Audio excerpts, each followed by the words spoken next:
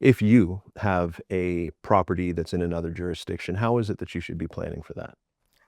There's several ways to plan for that. I mean, as I said, estate planning is not just about a will. There are different facets of an estate plan.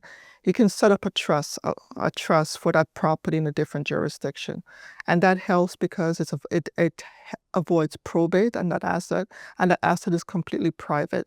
Because when probate is filed, it becomes public property, but you can see that asset. So that's one aspect of it. You can plan around and do a trust, do different ways, and different tax mechanisms and also in place. You can gift the asset before passing away.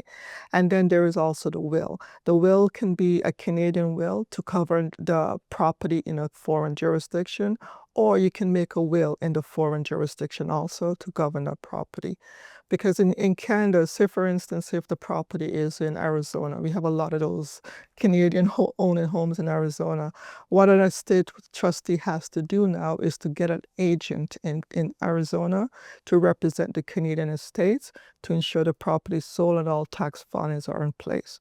If a separate will was in place for just Arizona, that executor in Arizona can just close out the estate in Arizona, liquidate the property, and transfer the assets to the Canadian estate. If that property in Arizona was in a trust, that can continue after death because that trust can continue after death and could be left to family members to continue the joy of the property until such time as the trust winds up. So there are different ways to plan that out.